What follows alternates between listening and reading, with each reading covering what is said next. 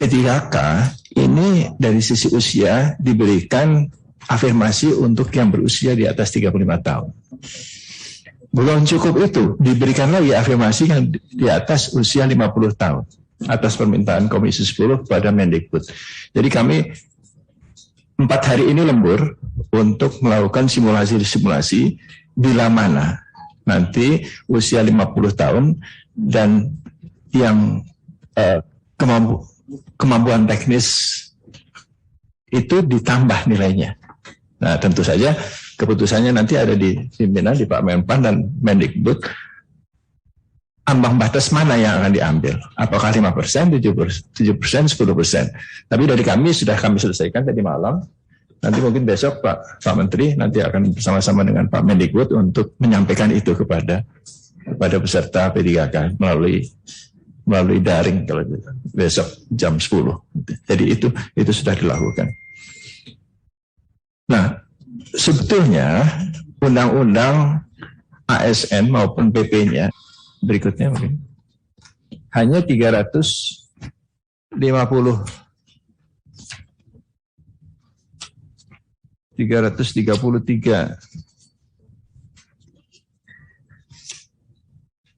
ada di mana tadi? Ada di sini.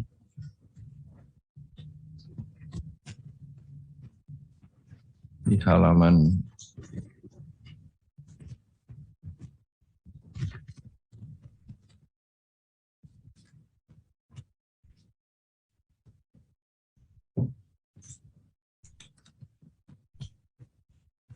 nggak ada di sini Pak.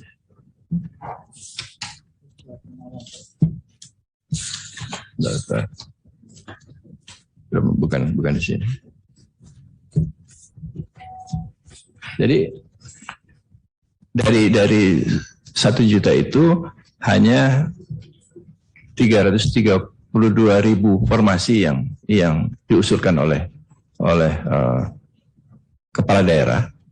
Yang mendaftar ada sekitar 590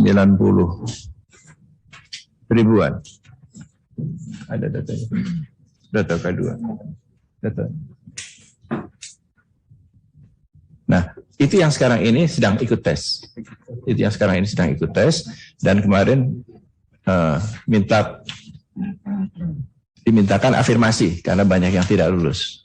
Untuk yang usia di atas 50 tahun dan yang sudah bekerja lebih dari 3 tahun itu banyak yang kompetensi teknisnya tidak mencapai passing grade. Jadi sekarang ini kita sedang melakukan exercise simulasi untuk memberikan afirmasi. Nah, mungkin besok Pak Mendikbud akan melakukan konferensi.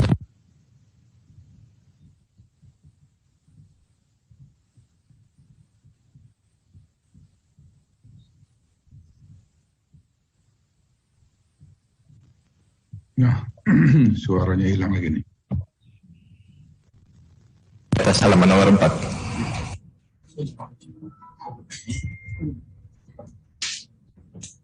Nah, ini adalah statistik dari PNS yang ada sekarang. Jumlah PNS yang ada sekarang per 30 Juni 2021 itu 4.081.824 orang. Nah, dari jumlah itu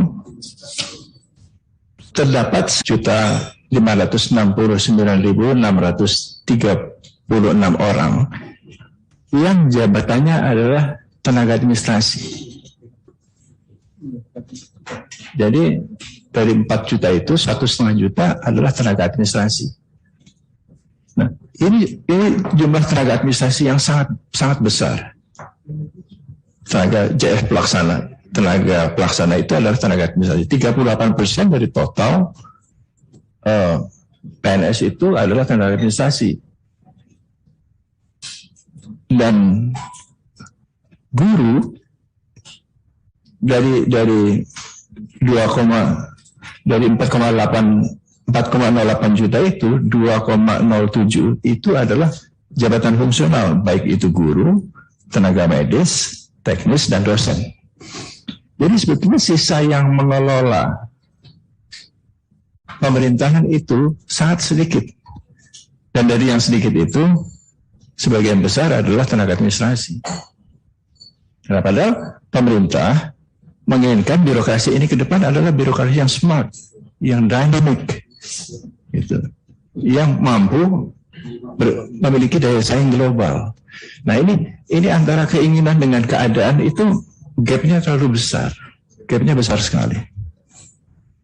Nah, ini menjadi dilematis ketika masyarakat menuntut bahwa tenaga honorer itu harus diserap semuanya ke dalam menjadi PNS. Nah, ini yang kemudian kami di BKN menjadi agak kesulitan untuk melakukan simulasi-simulasi seperti ini.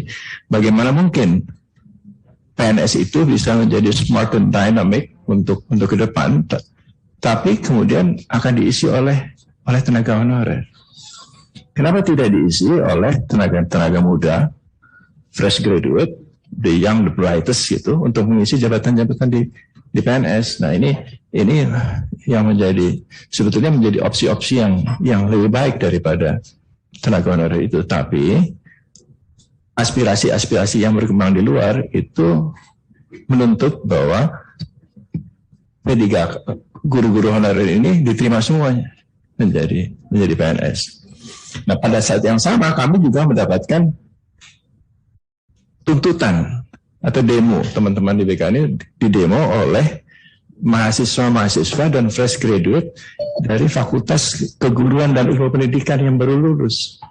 Karena ruang kerja mereka tertutup untuk menjadi guru yang baik, yang lebih mumpuni di sekolah-sekolah itu, karena sudah terisi, sudah dialokasikan untuk guru-guru honorer. Nah, ini menjadi dilema yang mungkin perlu pemikiran yang lebih mendalam ke depan. Sebetulnya yang kita inginkan itu apa, gitu? Apakah kita ingin meningkatkan kualitas pendidikan atau kita ingin menampung guru honorer itu? Saya kalau mengatakan seperti ini, itu langsung di media sosial mengatakan kepala BKN berhati dingin, kejam, tidak berbudi kemanusiaan. Itu selalu begitu. Tapi saya melihat data ini bahwa ini rasa-rasanya tidak mungkin kita melakukan seperti itu kalau kita ingin meningkatkan kualitas pendidikan kita. Untuk seleksi CPNS pada tahun ini sekarang sedang berlangsung untuk CPNS dan untuk P3K guru.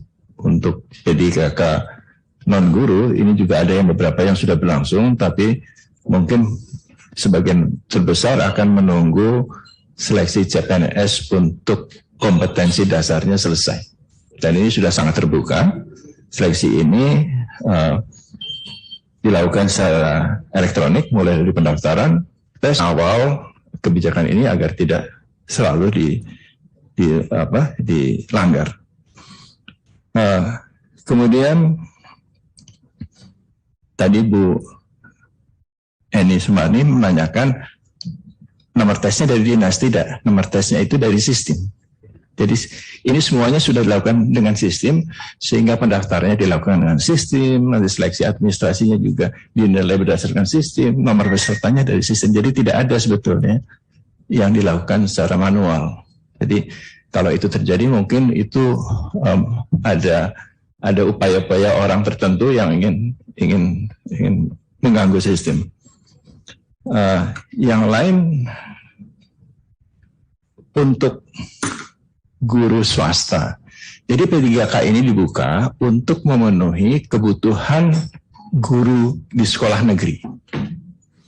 Jadi berdasarkan data Dapodik itu 900.000 lebih yang statusnya honorer. Untuk itulah kemudian diberikan formasi 1 juta orang. Itu di guru yang mengajar di sekolah negeri, baik SD, SMP maupun SMA.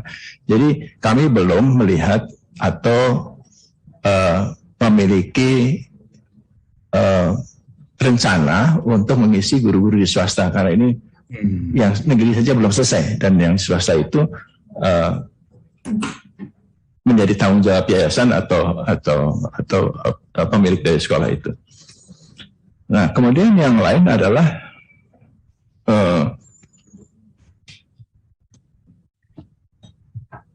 Pak Sultan tadi mengatakan rekrutmen di daerah. Saya ingin menyampaikan dulu, Pak Sultan, saya pernah ke istananya disuguhi kopi Ternate yang luar biasa enak, ya. Kopi rempah Ternate, Pak Menteri. Jadi pulangnya saya beli banyak sekali. Apakah ada afirmasi untuk ASN yang mendaftar di daerah? Jawabannya ada, Pak.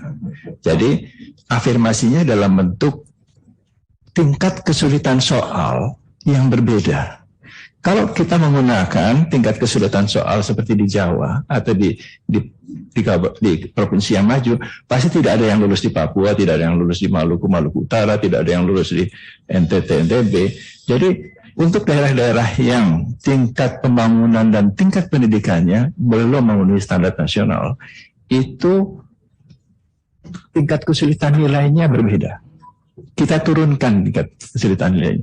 Jadi di dalam tes CAT itu ada 3 kelompok tingkat kesulitan: mudah, sedang, dan tinggi tingkat kesulitannya. Nah, kalau di Jawa itu 25% mudah, 50% sedang, dan 25% dengan tingkat kesulitan tinggi. Itu normalnya begitu. Tapi kalau di Papua, di Maluku Utara, NTT, itu tingkat kesulitan mudah dan sedang saja, tidak ada yang tinggi. Dan yang mudahnya ini mungkin 50-60% gitu. Jadi dari sisi itu sebetulnya mereka lebih mudah untuk bisa lulus passing grade.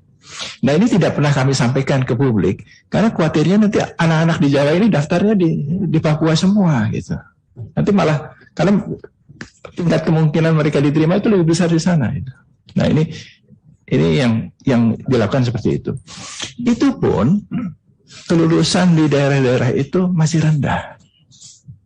Jadi kami sering berdiskusi, ini sebetulnya salah tesnya atau salah pendidikannya. Jadi kami beranggapan bahwa tes ini muara saja gitu. Karena kalau ujungnya tidak dibenahi, tingkat pendidikannya tidak diperbaiki, guru-gurunya tidak dilengkapi, ini tidak akan pernah terpenuhi nilai tes itu. Jadi tes ini hanya muara saja untuk menyaring seseorang menjadi ASN.